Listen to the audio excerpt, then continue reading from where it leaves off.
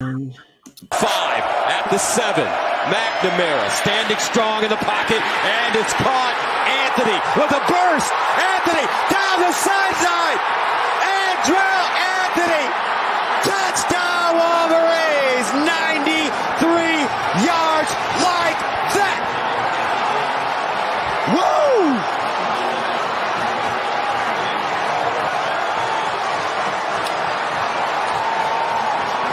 This is a beautiful ball from McNamara. He throws this in rhythm. First of all, they're going to exploit this area of the defense. Anthony comes in, and he's just going to run a crossing route across the field. Watch as this ball is thrown right on time by McNamara and right on the money. Timing plus ball placement equals yards after the catch, and Anthony is gone. Welcome back to A Podcast Divided. I'm Don. This is Connor, and I very thankfully have the author of that amazing play, Michigan quarterback Cade McNamara. Cade, how you doing tonight, buddy? I'm doing great. Thank you for having me.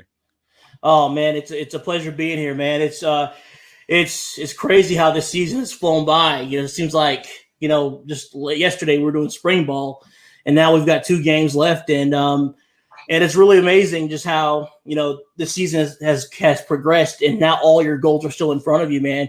What's it been like leading up to this point for the team?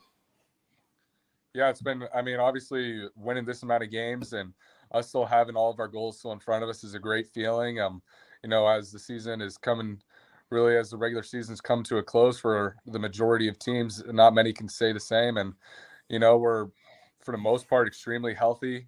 We should have everyone back for sure for the Ohio State game. And, that's a blessing in itself. But, the team still got energy and we're still excited.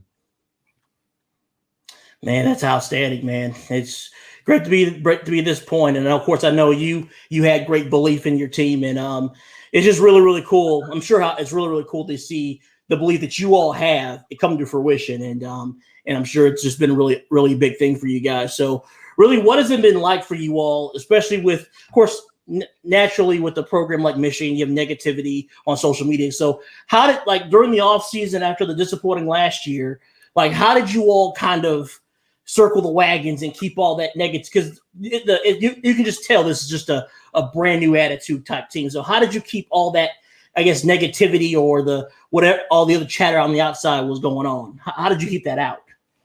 Yeah. I remember my first exit meeting after the season and how with Coach Harbaugh and how he wanted to mention just moving on from last season. He called it Fort Schembechler, as a matter of fact, and that, and I think the shirt that the majority of the team's been wearing is a perfect representation of our mindset that is Michigan versus everybody. And just really since the beginning, we know what happened last year was unacceptable. And, we understand whatever the noise was happening in the media, but we know in ourselves that was disappointing. And we knew at some point we had to make a change. And, if things weren't going to change, then things were going to stay the same. So that's the mindset we took, and we've stuck with it since. And do you guys consider last year like a COVID year? I know a lot of State fans did just because of the coaching change and all that, but do Michigan players, do they just look at it like, okay, last year sucked, but, it wasn't a normal year? No, we have not made any excuses as the fact as to why we lost that many games. And we recognize that as a full legit season. We just didn't do what we wanted to do. And, that's just how we've treated it. What's it like been, taking over as quarterback for such a big program like Michigan? Is the pressure more than you could have ever expected, or what would you say it's like? I wouldn't say it's as much as, my isolation as to having pressure on myself. I think it's just, the way that I play the game, it takes pressure off myself in its own way that, I'm a distributor of the football, and the best that I can do that and the highest level I can do that, it's going to help the offense move forward. And, obviously whatever success I have is based on how the team does. And so far, we've done well, and our offense is, I think we're starting to hit our stride as we come towards the end of this season. And then, we can only get better, but, we're excited as to the way things are starting to hit their stride. Outstanding. I mean, that's great. It's really, of course, as a Michigan fan, and it's really great to see how the team is doing and such. Of course, I've only known you for a few months, but of course, I just in the recruiting circles and such. Of course, I've followed your, like, I guess since probably your junior and your senior year.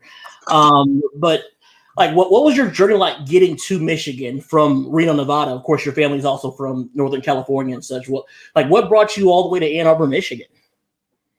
Yeah, I mean, I knew when I was in high school that I didn't care how far the college was. I didn't care really that much about being close to home because, I mean, the closest place to home was University of Nevada, and I thought that I had, bigger aspirations to play at a Power 5 school, and that was my goal. And really, whatever closest Power 5 school compared to Reno is, it's a flight anyways. So Yeah, that didn't matter that much to me. So, finding the perfect place in my mind is already difficult enough. So, just my journey to Michigan. I mean, I decommitted from Notre Dame after my junior year, and then, I took some consideration from some other schools, and I visited Michigan, and since the day I visited Michigan, I knew that was the place I wanted to go, and I was able to commit there before my senior year, and here I am now.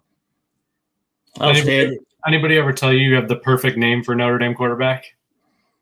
Yes, I know I have an Irish name, and I take pride in my Irish, and I'm also half Italian as well. But I'm happy that I'm in a Michigan uniform. Hey, I'm happy that you're in a Michigan uniform too, man. Well, I mean, of course, I'm I'm a baseball guy. I played baseball in college, just like your dad. So, like, what made you not want to, I guess, be a dual sport guy? Because I know you stopped after like ninth grade year or something like that. What made you kind of give it up and focus on football strictly? Yeah, I mean, I love baseball, and it's been a big part of my life. And I think, really simply, like, I mean, I played varsity my freshman year. I started at second base, Okay. and then I went into my sophomore season at football.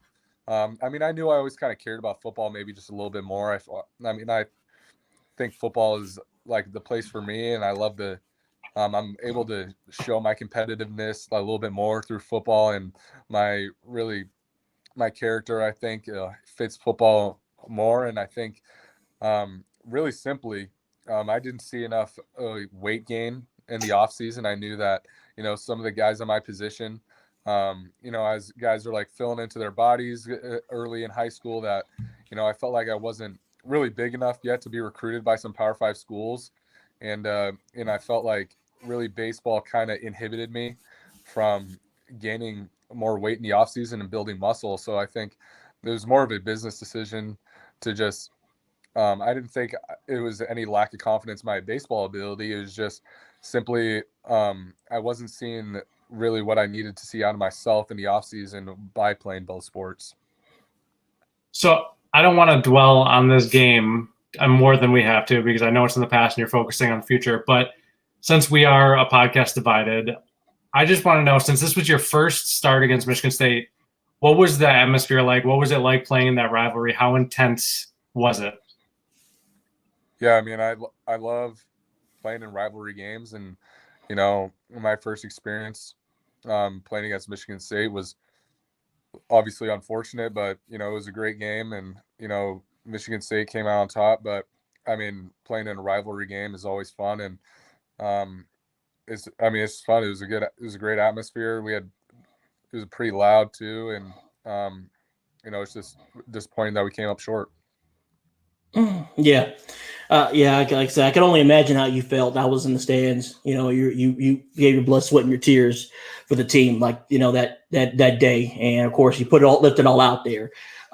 As deflating as that day was, which I felt it myself, and I know you all felt it 100 times more.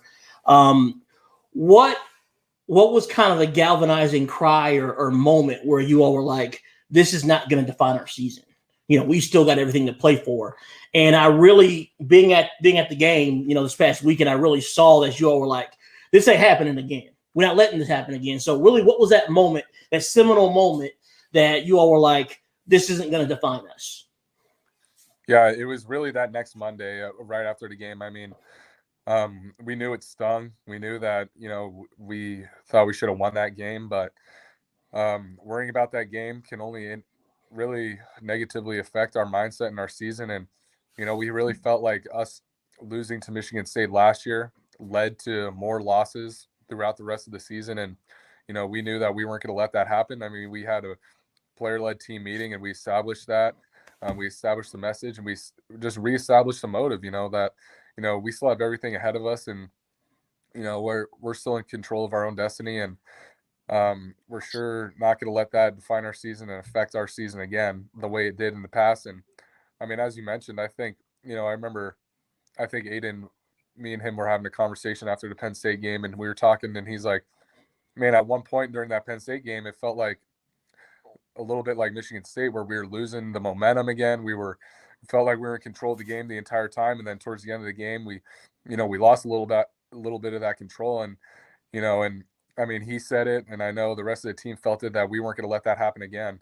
And I mean, that's just it's just a testament to the dudes on this team, and the mindset that we have is extremely strong, that, that we believe in ourselves, and, we weren't going to allow that to happen again. What was the locker room like right after that game? Was it like a somber feel, or was everybody kind of like, okay, move on, like it's time to move on?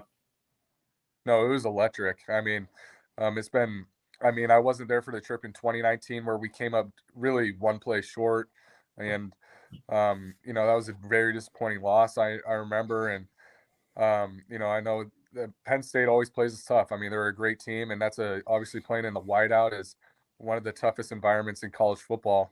And for us to come out with that win, a fourth quarter comeback, when it took both sides that had to deal with some adversity and then respond, we couldn't have been happier. I mean, we're a team that celebrates our wins, and that was a big one for sure. Who started the dancing on the sidelines to the opponent's third quarter and going into fourth quarter music? Who started that trend? Trying to think. I think it really began at Wisconsin, our first away game, where we were prepping ourselves for a hostile Wisconsin environment, and that we were expecting that the game was going to come down to the fourth quarter. And I mean, it ended up not happening, but by the fourth quarter we were kind of separating ourselves at that point. But we knew that whatever energy is in that stadium, we're going to use it for our own advantage. And that's where sort of the trend began, and then it took its way to Nebraska. And I mean, everywhere we've gone, we've done that in the fourth quarter. And I think just taking that energy and using it as our own is a huge benefit that this team has used. It can kind of rattle opponents a little bit. I feel like if you're hearing a song that it's supposed to hype your team up, and the other team is dancing to it, it's not a good feeling.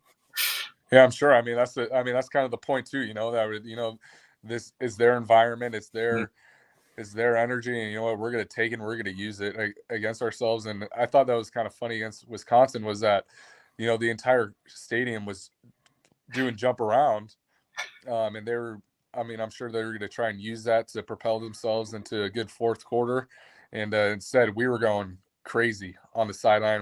I know the whole team was basically on the field against Wisconsin, and it was a fun moment. And I mean, as you said, I mean, we're not trying to use it as like a show thing, as really just as we're going to use that energy, and it's going to get the fourth quarter started off right. Absolutely, man. That was, like Harbaugh said, make their music your music, and you all did that at Nebraska as well. And it's really been a testament that you've gone to. Of course, you got one more road hurdle this weekend, but you've gone into road environments and you acclimated yourself well overall. So before we let you go, because Cade McNamara, Michigan quarterback, before we let you go, I have a personal question I wanted to ask you. Your dad's a master golfer. I remember he texted me one day. And he was like, "Man, I stunk today. I shot a 77." I'm like, "Man, 77 was my best score all year, man." So between the three brothers, between you, Kyle, and Jake, who is the best golfer between you three? When it comes down to it, I think Jake has the most talent, but Jake can't beat me though. There's just something about, it's just something about me pulling out victories, pulling out the gritty wins against the little bros that I just can't allow myself to lose to them. I've actually gotten a lot better at golf, and but I mean, Jake can drive the ball, but I don't know, something about when he plays me, he never finds his best game. So I think that's what your dad said when he came on. I think that's exactly what your dad said. Yeah, He said your brother might be better, but he has a tough time beating you. Yeah, maybe just a competition about it or whatever it is, whatever my trash talking while we're at the tee box getting in his head or something's affecting him, and I'm just gonna keep on doing it until it stops working. Absolutely, man. I like I said, I gotta. Of course, I came up there to play Shay last year when he was training up there. So, like off season, sure. man, you just hit me up, man. I'll make that quick drive and you just see if you can beat me. Pick up somebody your own size. All right. But man, Cade McNamara, Michigan quarterback, we definitely appreciate you again for joining us. I wish you, we definitely wish you well in the rest of your season in a minute, and I'll see you in about a week or so. Awesome. Yeah. Thank you guys. Have a good one. All right, brother. Be good. See you.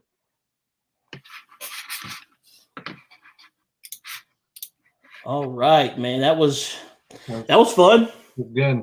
Is my screen frozen? My screen keeps freezing on my end. No, you look good, man. You look amazing. Even if it was frozen, I just take you off and it would just be a podcast Don divided. Because it'd be me. Don. I'm having so many issues, mic issues. I'm glad that I could actually be heard through this whole thing. But I mean, if I end up going silent, just let me know. It's all good. I won't let you know. I'll just talk, and I'll speak for you. There you go. Connor said, "Read my lips," and then just I'll be your translator. Connor says, "I love Michigan." Well, don't put words in my mouth. Well, it is mid-November, and we're both still in the hunt for a national championship. That's ultimately what it is. I got called out today for saying that Michigan State was a national title contender. Well, you're number 7. And I was like, well, anybody who's technically still in the race for the national championship is considered a contender, right? Like, is that crazy? Like, there's favorites and there's contenders. There's a difference. Yeah, you're in the mix. I mean, you're in the mix. You're mathematically involved, alive. Of course, it depends on what happens this weekend. Of course, we'll talk about the Ohio State game later. We do. Because I got to talk about it next week, so you got to talk about it this week. Sure. But yeah, then Michigan, that win last week. Of course, I was in State College, so it took me about 24 hours to come down from my super fan in Michigan goggles high because it was such a great win. Because anytime I go to big road games, we always lose, and I thought that was going to happen again. I mean, it was like literally like it was gutsy. Yeah, and like just like Kay said, being in the stands because I was at the Michigan State game. Like when Michigan had the momentum the whole game, all of a sudden y'all tie the game with a 2-point conversion, and then that's it. And then we fumble, we tie the game. Literally the same stuff was happening. Like, oh crap, here we go again. Yep. And except this time, the defense held their ground, forced a field goal, and then Hassan Haskins, who is a complete and utter monster, just went. He's good. He's very good. Like Corum got the spotlight for a long time, but like I think that was kind of the break he needed to be like, you know what, I'm my own dude. Like I can do the same thing that he can. Yeah, and he's a workhorse. I mean, he's an old school football player, man. I mean, he's a throwback from like the 50s and 60s, man. Mm-hmm. I mean, he's fast, he's tough to tackle, and he's resilient. He takes care of the football. And like I said, he's not like super like Mr. Universe muscular, but he still just hits you hard. And because like I said, I played against a running back like that when I was on my state championship run in high school my sophomore year. Kid ran for like 400 yards a game. It was nuts, and I had to hit him the first play of the game. I felt like I hit a train. It was bad. So we had a running back like that too. Yeah, so it hurt. It hurt to tackle him. Anyways, that's the sign of a good running back, though, is where when defenders are kind of crumbling over instead of taking them head on. But also Haskins has a little bit of wiggle. Oh yeah, to a point where he's the more like shifty back, right? Like Haskins has more shift to him than Corum, right? Like that's my understanding. Corum is like a thunder. He's like a Lendale White. Haskins has a little more wiggle to him. Yeah, but honestly, man, it's great to have Corum back late because I don't think we need to play him this weekend because I think Maryland. We should take care of Maryland unless we, I think we just have too much at stake. We're not going to take care of Maryland, and then but just I guess a quick little backstory with the Eric All touchdown. I tried to upload the videos, but it's my video thing is not working right on this thing. So you just got to just visualize it in your mind. Oh, I can see it. Can feel it. There we go. Take yourself to State College. Yep. Watch the game. Okay, that's enough. I'm due for one of those every show. But anyways, take yourself back. So on that before the game, Eric All's parrot sat in front of me. Mm-hmm. And introduced myself to them. I hadn't met him before. And his mom told me that Eric wanted to, they're from Cincinnati. Eric wanted to go to Penn State. That was his dream school. And James Franklin dragged his feet recruiting him. Okay. The tight end coach wanted him. James Franklin dragged his feet. But Harbaugh jumped in and swooped in and was like, I want you, come now. And then by the time Franklin came around to his senses, then, it was too late. And then I told his mom, I was like, this is a great day for revenge. Mm-hmm. Mm-hmm. And revenge. It was such a thrill to, be in that moment with them. That's wheels. I know. And he's not 100% yet because his mom's like, I don't know if he should play because he's been hurt. I'm like, baby, are you sure you want to play? And I'm like, I'm glad he decided to play. He's got some wheels. You can credit Cade all you want on that throw, which it was a good decision to throw that ball right there. Of course, yes. I don't know. It was like a pick play. It was like a legal pick play. No, it wasn't a pick play. It was the defenders ran into each other. Yeah. And then Cade recognized that right away. And he was going. I thought there had to be someone down there. There had to be a safety back there somewhere. And we were done. They put us up in the Mount Everest portion of the stadium in the corner, so we could actually see it. Like, my God, there's no one here. He's running right because Eric is running right toward us. Like, there is nobody there. Yeah. As long as he can keep his pace, he's going to score. And it was a great win, but also I'm thankful for James Franklin being such a bad in-game coach. Like, the fake field goal from the 2-yard line. I cackled out loud. I'm like, thank you, James. Just some confounding play calling, but I'm thankful for that too. But like I said, great win for Penn State at Penn State. It was wonderful to go into a big time stadium in a hostile environment and really save the season. Mm-hmm. And of course, and then I got back to Harrisburg just in time for the end of the Michigan State game. And you all just handled business. Shoot. There were certain things that I liked and I didn't like. The defense looked great earlier. And I was like, oh, they must have really, worked on something in practice. Tungavailoa is not doing it. I think at one point he was way under 50% passing and he had like 50 yards. And then he had 2 drives that lasted less than a minute. 2 touchdown drives during the game that lasted less than a minute. That was like one was 65 yards, one was 80 yards. It's like you can't do that. Like, this is Maryland. If Maryland's doing that to you, imagine what Ohio State's going to do to you. Oh, Jesus! Ohio State receivers scare the crap out of me. They scare the crap out of me. They have 3 receivers that legitimately are All-American talents. No, they got like 4 or 5 receivers that are genuine American talent. Well, they have a bunch of receivers that are good, but like 3 of them could legitimately make Njoba Smith, Garrett Wilson was a freshman when I saw him. Yeah. Garrett Wilson scarred me for life 2 years ago because he as a freshman because he made some big catches and it's like Olave too. Didn't he have that big game against Michigan? Yes, I was sitting in the end on the goal line around the second row. Mm-hmm.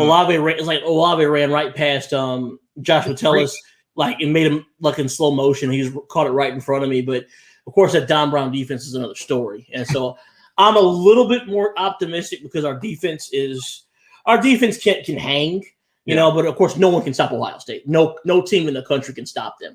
But They make What? I don't know. No, I agree with you. The fact that their offense is so dominant and they can beat you, they have Travion Henderson who can rush for 100-some yards, and then they have CJ Stroud who can throw for 500 yards. Michigan State is either going to have to play like prevent the whole game, or honestly, I don't know. I'm so anxious about this matchup because I don't want to have give up 50 points. Basically, I see the matchup, and you probably agree with me. I love using metaphors. It's like Shaquille O'Neal on the block against Muggsy Bogues. Yeah, kind of. Yeah, the receivers that secondary because you're dead last against. It's literally the worst versus the best, and so you're going to have to really. We'll talk about it the worst way against Ohio State. You all are going to have to the pass rush. The pass rush is going to have to play their very best game ever. But at the same time, here's the thing: you can't get too aggressive with your pass rush because the offensive tackle. No, not that, but the offensive tackle can basically widen you out and open up a running lane for Stroud, and who can run also. Well, No, you're right, and that worries me too because we play a 4-2-5, so we only have 2 linebackers there. There's maybe a spy, maybe. And that's what I that's 4-2-5 is what I played in high school. I was the 5 technique defensive end. I was a stand-up linebacker because I couldn't get in the stands. So that's what I played as well. So yeah, we play. And I'm just kind of using comparisons because we play the same defense. When we played against a team with a really fast quarterback who's a Division I, recruit. Basically, I was told I couldn't rush the passer. Like I basically had to be the spy. Basically had to be a spy. Basically, I had to take 2-3 steps up the field and stop. Yeah. And so basically, what happened was the kid had all day to throw and just picked us apart, and we got blasted anyway. So that's my worry for sure. Yeah. So I'm just trying to use my personal, football. I mean, and even when there is a spy, he's not going to be, worried to possibly juke out a linebacker because he will do that. We've been known to miss tackles. We've been known to, fall for a little pump fake or a juke. It's not going to be hard for him to beat one guy and then have all this open running room. But the thing about it is, almost pick your poison because Travion Henderson is also present and accounted for. And so if you play a prevent defense, you're basically just inviting him to get 8, 10, 12 yards of carry. So so Michigan State is going to have to be if you want to win, if you want to keep this dream season alive, Michigan State is going to be extremely opportunistic. Yeah. If Stroud, if there's a missed throw, if he misfires one, if there's a ball that's tipped up in the air, you got to give everything you got and lay out to intercept that ball. If there's a ball on the carpet, you got to jump on it. I don't care what you got to give, man. And turnovers have to turn into points. You're not going to win. You're not going to win if you get a turnover and you're not doing anything with it, or field goals. You're not going to win by beating Ohio State with field goals. You got to turn field goals into touchdowns. Yeah, you have to. You absolutely have to do that. And I really believe that. I really, really, really, really, really believe that it's like I said. It's almost like you have. Like basically the way you want, and everyone goes back to 2015 and all that. This is a different Ohio State offense. Yeah, you played against a run heavy offense with JT Barrett when you all had a really, really nice front, and JT Barrett sometimes didn't show up to play. You know what I'm saying? And he didn't get bailed out. Yeah. You all, and then you all were able to kind of manage the clock and such. So yeah, I don't see a path right now, but the thing about it is that's why you got to play the game. So I'm not going to be like, oh, you're going to get killed because I'm a Michigan fan. That's what and of course that's what I want. Obviously, I want you to lose by 100 on Saturday. But the thing about State, huh? Oh, you have to because of the standings. But yeah, still, exactly. It is funny to see all these Michigan fans who hate Ohio State rooting. It's like here's what I mean. I'm putting my fan hat back on. Okay, put my fan hat on. I want both y'all to lose.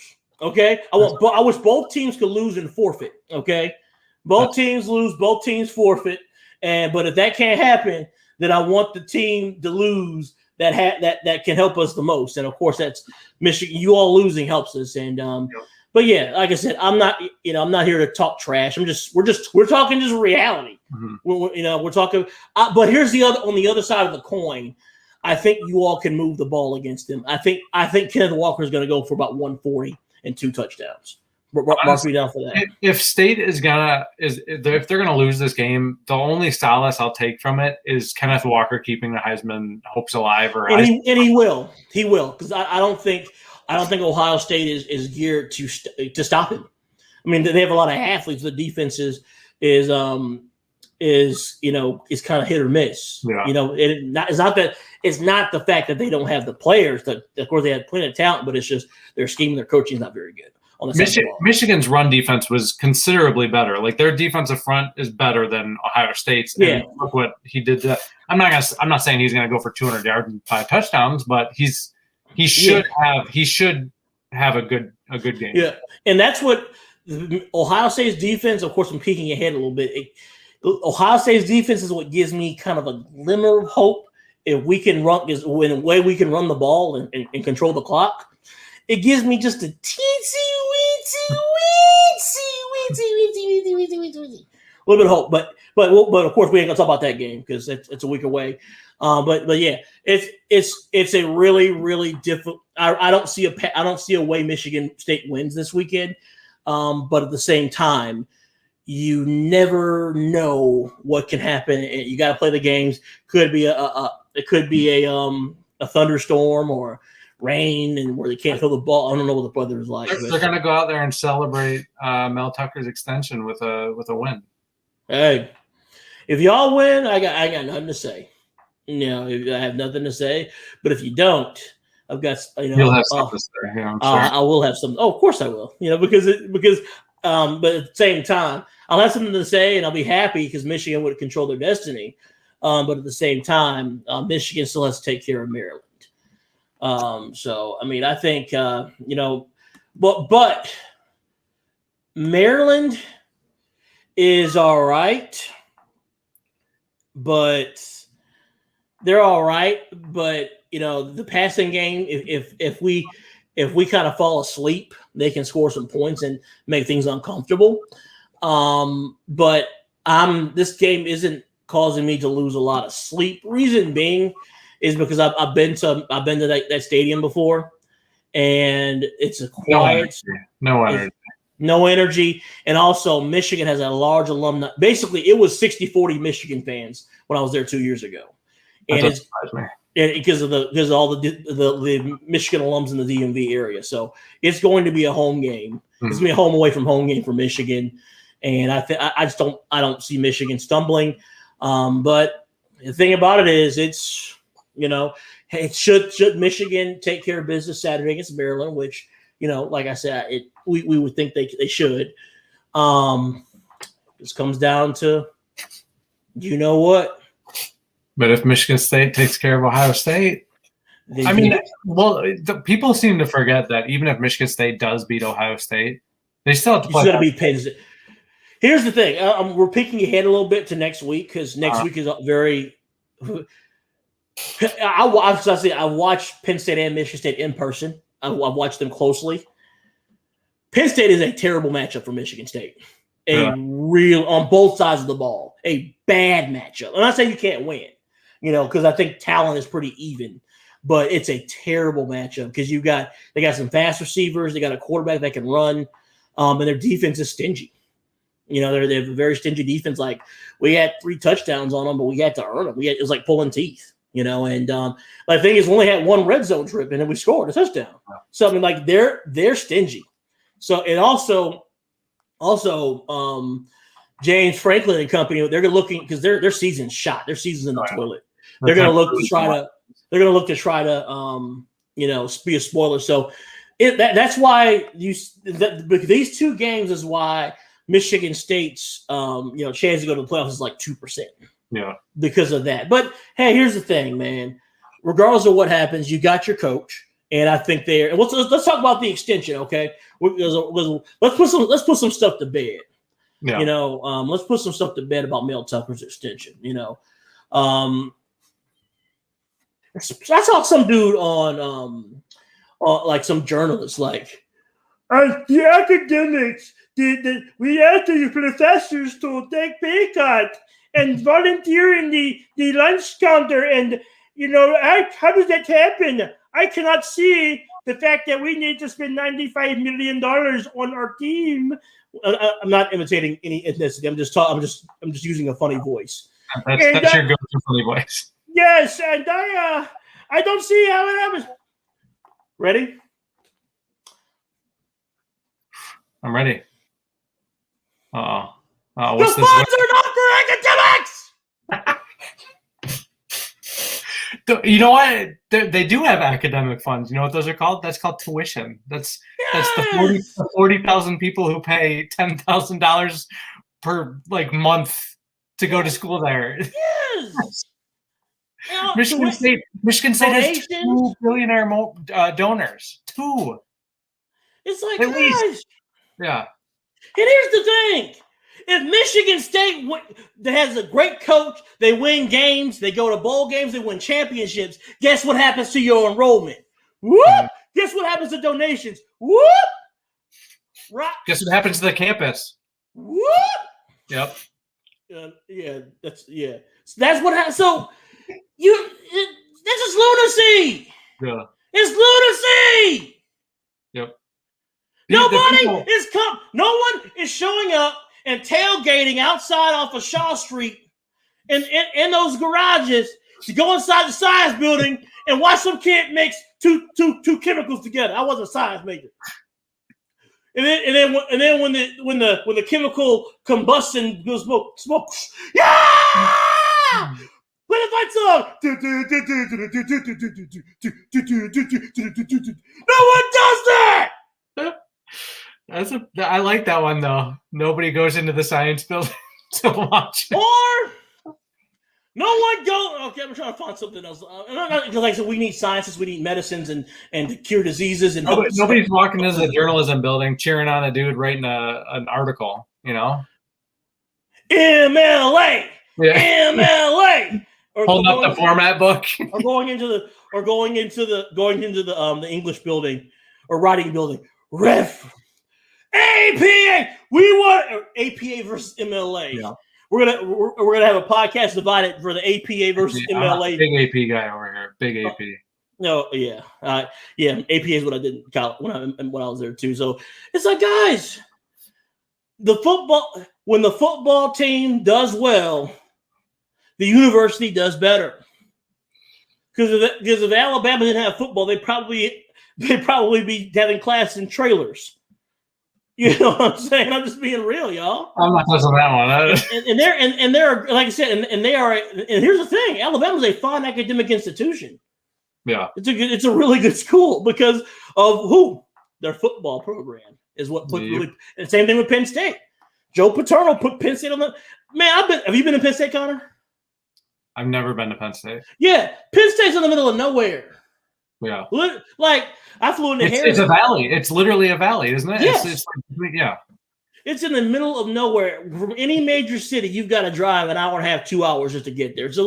It's smack dab in the middle of the state, and just surrounded by mountains. That's why it's called Happy Valley. Yeah. And you have all these buildings and this gigantic football stadium literally in the middle of nowhere in Deliverance country. Yeah. And you know why that is? Because of football. Because of course we're not going to the Sandusky stuff, but it's because of what Joe Pa did, and Joe Pa putting that football. Let's put it simply. It's football. Sports. The big sports pay for a lot of stuff that you see. Yes. I mean, what makes money outside of tuition? And it pays for the non-revenue sports. Yeah. It gives kids who play water polo or tennis or field hockey, XYZ, it gives them opportunities to have a full ride scholarship where they ain't got to pay no tuition and be able to compete. And like I said, as a former college athlete myself, I take pride in the fact that I got to play. Yeah. That I got to play college sports on scholarship. It wasn't a full scholarship, it was a partial scholarship, but I got to play college sports on scholarship. And it's a wonderful thing to have. And for some of these not revenue sports, it gives you a chance to qualify for the Olympics. Mm-hmm. And that changes your whole life because that sets up endorsements. And even if you're not a big time, like a Michael Phelps or whatever, you still have that on your resume that you went to the London Olympics. When you applied for jobs, like, ooh, top of the stack. Yeah. So you give people opportunities to get educations and stuff. So you can't just frown upon. I'm sorry, this is universal. Michigan, this is, because no one knows what the future holds with Mel Tucker. He may, like I said, there's a chance he could end up as a 7-win-a-year coach. Mm-hmm. But you can take the risk in this position that you're in, with a coach who's this hot of a commodity this early, you got to lock that thing down. Yeah. Because other people are CEO coach. And the thing about it is, I hate to admit it, but I like Mel Tucker. It sucks that he coaches the Michigan, but I really, really like him. Yeah. And so I'm sure if I like him, then other people who don't hate Michigan State like him too. And the thing is, I've seen a lot of people that say, like, oh, he's overpaid. He's going to be way overpaid, $10 million or 10 years, 90-something million. You look at it, let's say he does pan out and he's winning 10 games consistently. 5 years down the line, $98 million over 10 years is going to look like chump change. Yeah, because also with inflation, money's going to go. There's going to be $100 million contracts easily. Probably by next year. Probably by the end of this year. By this year, yeah. I'm sure someone's going to fork over a ton of money to Lane Kiffin if he wants to leave. So someone. Yeah. And here's the thing about it, y'all. You're worth what someone's willing to pay you. Okay? That's how much you're worth. Is what someone's willing to pay you, so much you're worth. If someone called me and said, hey, Don, I want to pay you $15 million a year to do X, Y, Z, okay, I'm worth $15 million. And I'm going to call I love my bosses. If my boss is watching, I love where I work. I love my new job. Y'all pay me good. You let me go travel and crap. So please, I love y'all. If someone asked me, someone said $15 million a year, then, I'm going to write you the nicest 2-week notice letter in the whole world and go work there. Unless I'm doing something illegal. Your desk. But I love Xperity. Xperity is where I work. I love y'all. I love you guys. Okay. Anyways. But yeah, that's what I'm saying. You have to be able to, you just gotta think sometimes. And one thing about Harbaugh, because of course we're not going with the whole shrinking, of course, the cut in half and all that kind of stuff. I'm just going with just whenever he got his initial contract. When Harbaugh started off with his contract, he was like the second or third highest paid coach in the country. He had a $750 million impact on the school. Yeah. And you paid him $8 million. Mm-hmm. You know what I'm saying? It's like, yeah. So you paid him $8 million and he brought you $750 million. On the overall impact of the school. I forgot, one of my good friends is, is close with Jim and all that stuff. And he gave me a whole rundown. But people don't realize that. People don't realize that. Yeah. And so you have to realize what it brings to university, because people forget, like with Michigan, like before he came, we had the two tickets for buy a Coke, get 2 tickets, and stuff like that with that whole debacle and the stadium wasn't. Oh yeah. I love Coca-Cola too. It was too much, obviously. You got so many tickets. Yeah. Oh yeah. I have so. Oh yeah. Exactly. I'd have season tickets. Give me about a dozen pack of Coke. Give me season tickets, baby. Let's go. That was a major low point. That was a major. Oh yeah. Low point. So you had to do something drastic, and just the same thing with like the Michigan State debacle with you had the Nassar thing that got everybody fired and stuff, was rightfully fired. Because you all were lunatics, letting go. Okay, we're going to go on all that, but everyone knows what happened. And you're reeling. You had to do something. Of course, I cracked jokes and all that with the whole Pinocchio's thing when it happened. It was just funny. But Michigan State had to do something drastic to get them. And now that you're doing well and you're ahead of schedule with your program, you have to do what you need to do to keep him. Okay, like you said, it's like you get a girl, she fine and she bad, and you get her. She say, "I want to be your boyfriend." Oh yeah, I want to be your boyfriend. I want to be your boyfriend. Not taking over the segment now. and so you get her, and then you stop doing the things you did to get her. So you got what you did to get the girl is what you got to do to keep the girl. And the girl, quote unquote, girl here is Mel Tucker. You got to do what you got to show him in good faith that he should. You ain't got to go. You ain't got to go nowhere, Big Daddy. You know what I'm saying? The fact that they're being proactive and kind of forking over the money before, teams are really calling, because nobody has offered him a contract yet. The LSU thing is all rumors. All this is rumors. But the fact that they're going out of their way, paying him what I think they said is the biggest contract for an African-American head coach ever, which is huge. That I think I want to take a second and say that's one of the coolest things about this, is because Michigan State football integrated the sport, and they're doing this. That's huge. That just shows how progressive the school is. They've had, like you said, the whole Nassar thing, put a black eye in the university. Alums, donors were really down on the program, and over the past few years, they've done everything right to kind of save the image.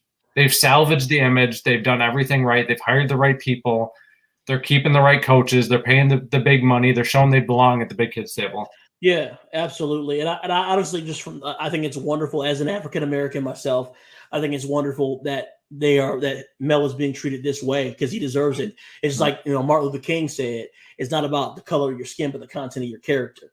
And the caliber of your and then of course using the extension of that, the caliber of your competence, and the competence that he has is very well, because the team is well coached. He doesn't have all the players yet, but the team's well coached. They're doing really well, and I really hope this is a catalyst for more, because there are more African Americans in this sport. Because you have 2 out of we're gonna go here. I don't think you mind, Connor. We're gonna go here.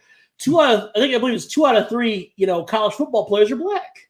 Yeah. But but in the percentage, I don't have the exact percentage now, but the percentage is probably like less than 10% of head coaches are black, and so something like that. So I believe that there's plenty of African Americans that go into coaching that should be able to have those opportunities as well to get where Mel Tucker got. And I hope this is not just a one-time thing. I hope this is like a beginning to where African American men and women are able to rise up and be able to have the type of money and the type of trust and the type of caliber and brand as a Bill Belichick or someone like that.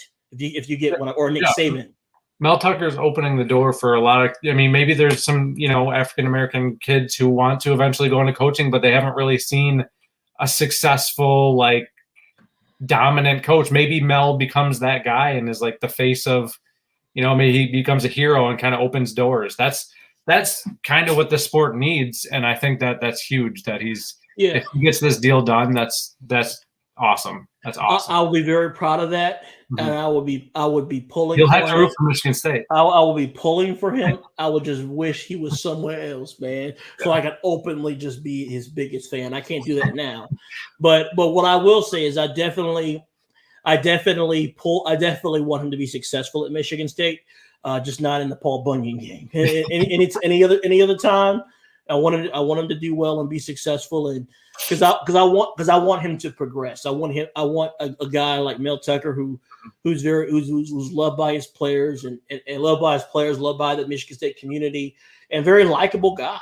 I want him to flourish. Yeah. And so I hope his next step is a job, that's higher or something that's higher on his dream list. Maybe the NFL. Who knows? This is his dream job, Don. Okay. I wish this was his dream job, but I'm sure the NFL is probably on his list of things to succeed in, even though he's been there. He's been a temporary head coach there. Yeah. But I would hope that, this extension might just show that maybe he likes college coaching so much that, because there is a prominent coach that I'm acquaintances with. I won't share their name. But I have a prominent coach that I'm acquaintances with that coaches in college currently, but has aspirations. I've heard out of this person's mouth that has aspirations to coach in the pros eventually, but not yet, not now. So it could be. Of course, I'm saying it could be, because you don't know what people's dreams are, and you have to be supportive of them. Just like John Beeline, his dream was to coach in the NBA. Yeah. Of course, that didn't work out well, but hey, he went. At least he now knows. Yeah, you can't. I don't think there's a single Michigan fan in the world who faults John Beeline for what he did. Not. I don't think. I think even Michigan State fans, he was a likable dude. Like, I don't think I could say one bad thing about John Beeline other than he was a little quirky, but like that's kind of what made him him. Yeah, But like, I mean, you can't. That's kind of like the Mel Tucker. Like, you can't, as a Michigan fan, you don't have bad things to say, but like, I don't know. There's very rare occurrences where head coaches of the rival school are not hated, and I wish that Juwan Howard was a little more hateable because Michigan basketball is so good. But that's kind of like what Mel Tucker is. Mel Tucker is likable, just like Juwan Howard is likable, just like John Beeline was likable. Yeah, Beeline was I met him a couple occasions because, of course, with Saudi, Beeline was the nicest guy in the world, and Jawan's like my dude. Love him very much, man. Hope to see him this weekend at in Vegas. But I mean, he's amazing. Do we want to touch on the hoops game last night? Yeah, we can touch on it. Yeah, it's not a problem. Yeah, Michigan lost to Seton Hall by 2 points last night. That was tough to watch. Honestly, that was. I got my jokes in after the game. I want you. I saw. That's why I ignored you. I saw your jokes. Like I think I tweeted at Blue by 90. If you ever want to test how fragile a fan base is, just throw a November hoops loss at them. Just see how they react to a meaningless game in November, and see which fans just cannot handle. Yeah, so I saw some news last night that was like, "Oh, this team's not that good. You know, we're gonna be 500 in the Big Ten." I'm like, I've had the privilege of seeing this team in practice this year. They have so much talent. I mean, it's the thing about it is you have a lot of young guys and you have some transfers. You got guys stepping up in the starter roles. Yeah. It's like they got to get used to playing together. You know, like last year we almost lost to Oakland took us to overtime last year, and ended up putting them away. But it's like. These games happen every year. Michigan State lost to Wright State the year they won the national championship. These things happen. There's an off shooting night. Everybody like struggles at the same time. You're going to lose. And Seton Hall was good. Seton Hall's a good team. Seton Hall has been good for a few years now, and I think that maybe a lot of Michigan fans didn't realize that, which is why they were kind of panicking when comeback happened. Because they're casuals. As Ann Wright would say, they're casuals. I can't believe we lost, and Juwan signs an extension, and then we lose. It's typical. There is talk of an extension curse, though. Yeah, I mean PJ Fleck. There's the PJ Fleck one. They lost the game after. What else was there? Juwan, of course, Juwan, and then hopefully, this weekend when Mel Tucker signs his extension, but don't. No, there was one more though. I knew you were gonna say that, but maybe they'll wait till like. After the Penn State game to announce it or something. Yeah. No, they won't. There was one more. There was a recent extension, and the dude lost. I can't think of it, but it's been like 3 in a row where they've announced it, and it's just been losses right after. So hopefully Mel breaks that. Yeah, I actually text Saudi coach. I text him after every game. I said, I think we'll be all right. I said, if y'all are practicing, have a great practice today. He's like, no, we practicing. I'm like, all right. Oh, yeah, I got it. Okay. Yeah. But yeah, I think, I mean, it is what it is. It happened. Of course, you guys stumped a mud hole in Butler tonight. I just saw. Yeah. They won by, but 20 turnovers. Yeah. Butler's not good. Butler's not good, but like you turn the ball to over 20 times.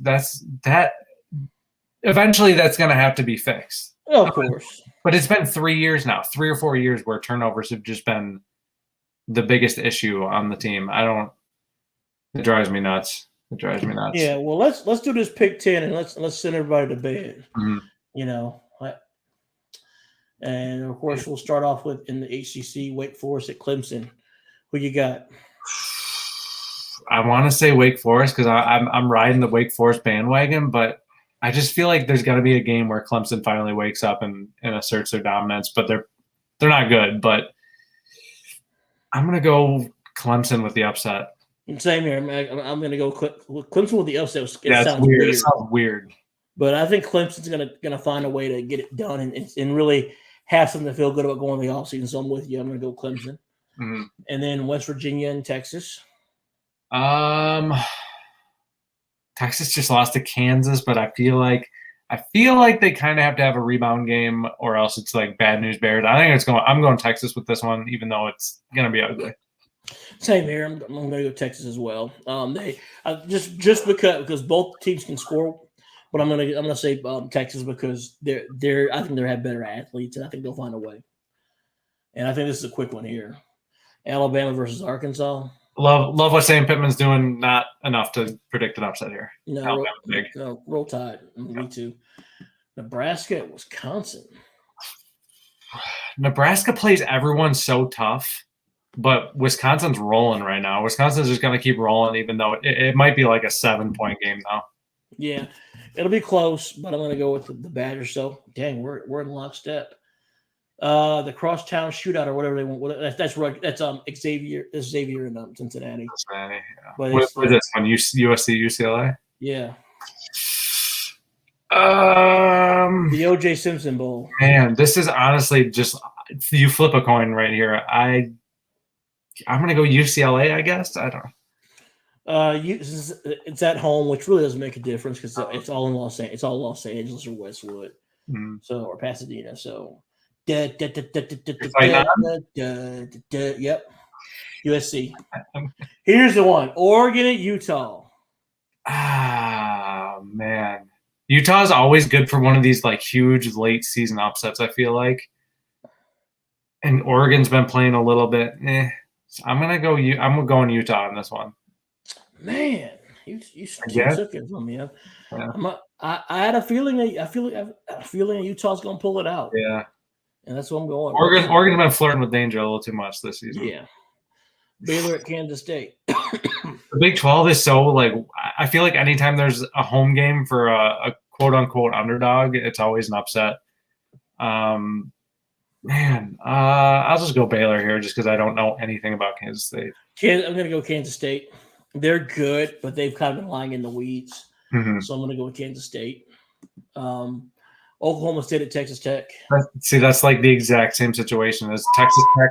Texas Tech is good enough to pull off the upset, but I just think that Oklahoma State's on a mission right now. Oklahoma State's going to win. Yeah, me too. I just don't think the Raiders. They had a big win this past weekend, I believe. They beat the Fighting Soup Campbells. You know. Oh yeah. That's he doesn't make it his goal to win the Big 12. And Michigan fans wanted him, and he said it's not his goal to win a that's got to be one of the worst quotes I've ever heard in my life. If you're number 7 in the preseason in the country, that's got to be a goal. If that's not a goal, or you just say, "Oh, I'm not no goal," because if it ain't no goal, it means I ain't failed it. So you know, if he's serious and he's like, "Well, I've never said our goal is winning the Big 12," then like I almost like fire him on the spot. Yeah. Okay. And ain't your goal. All right. We'll get somebody in who is that goal. Seriously though, yikes. All right. Well, now so yeah. We talked about that already. So yeah. All right. Well, noon kick ABC. Michigan State at Ohio State. Who you got? Ohio State, unfortunately. Ohio State. Hopefully, State can keep it within. I think the spread's like 20 or something. Hopefully, yeah. I think that they cover, but I don't think that they're going to be able to keep up with that offense. Yeah, it's going to be a bloodbath. It's going to be, it is. It's just you have the best receiving core against the worst secondary. Yeah. It's not going to be close until I think Michigan State makes it respectable late. More respectable, not respectable, more respectable. I got 59-34. It's going to be something like that, in my opinion. It's going to be one. Insert the "Hello Darkness, My Old Friend" song for this part. That's how I feel right now. Yeah. It's hey, it is what it is, But now let's go to our afternoon game, Michigan at Maryland. I mean, Maryland's defense they can't stop anybody. So I'm going Michigan. Yeah, it's a home away from home game with all the crowd there. Maryland's defense isn't good. If Michigan rides in on a high from their win and they're kind of drunk off their success from last weekend, and Maryland comes out guns blazing, then I think it can be a little bit uncomfortable into the second quarter. But I think if that happens, I think I don't think Harbaugh has to say anything. I think like Aiden Hutchinson, I think this is a player-led team. Yeah. From everything I've seen, I think Hutchinson, Haskins, Hawkins, Triple H is going to just get on yell the mess out of everybody and say we're not going to blow our shot next weekend. And I think they come out and just stomp them in the second half. So I think Michigan's going to win. And of course, if both of our predictions hold up, it would mean that Michigan and Ohio State will be winner take all the next weekend. Don't care. Got Paul. Okay, y'all can. I will send you all. I will send you all about a $25 gift card to get some tea, and I'll send him a tutu. Put a tutu on him. Get Barbie, get Ken, get the Cabbage Patch Kids. Man, y'all have a tea party with Paul. Ohio State's fan base is going to grow exponentially next week if Michigan State loses.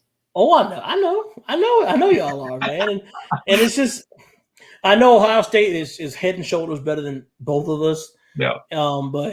But hey, Gary Barta said, put the games aside. Paper. Oh yeah. I know. But then Ohio State comes out, and of course Michigan Ohio State's a classic rivalry at Michigan, and are they rivals? Yeah, they're rivals, and so it's gonna be fun. So based off our predictions, it's gonna be winner take all. Michigan Ohio State. I'll be there. If we win, I'm probably gonna cry. If we lose, I'm gonna cry. So I'm probably gonna cry anyways. Right. So, but yeah, man. Hey, it's gonna be we got a fun weekend ahead. I'm actually headed to Las Vegas for the Michigan basketball tournament this weekend. I'm excited about that. So it'll be a 9 a.m. kickoff for the Michigan State Ohio State game for me. So you gotta get up early. And the thing about it is Michigan State, the Michigan basketball game's at midnight Eastern time, but it'll be 9 p.m. my time. So I'm probably I'll fly into Las Vegas. I dropped my phone. I can leave it there. I'm going to fly into Las Vegas in that morning, probably get a good sized nap. So I got early check-in in my hotel. And then probably I'll be able to stay up for the whole game and not fall asleep in the arena. So, but yeah, hey, once again, this is, here we go. We're down the home stretch, and once again, you're tuning into a podcast about it. This is our house, but of course, you all are welcome anytime. And if after this weekend, I'm not going to care. I wouldn't care if it was 100-0. We can still play for the Big Ten. It's like the Will Chamberlain thing. Yep, we can play. We'll still play for the We still play for the Big Ten anyways. After this weekend, so it wouldn't matter. So. Y'all keep Paul. Whoa. Don't just guarantee that you're just gonna roll right. You got a game this weekend. I know. I said if our predictions hold is what I said. And I'm saying if our predictions hold, I'm not gonna care about that score. Okay. You all can. I will send you all. Some tea and crumpets for Paul, so you all can have a tea party with him and take really good care of him. The dollar comment that's gonna live in infamy. Yeah, it is a dial, but here's the thing: I want that dial back, but I got to wait till next year. So, yep. Once again, you all are tuning into a podcast divided. This is our house, but you all are welcome anytime, and we will see you next week, and we'll see if it is winner take all, or if go green. I say go blue and go green. State's gonna win, control their own destiny, go to the playoff. Okay. I guess we'll find out. With that being said, I'm taking us to the break. I'm taking us to the outro. Bye.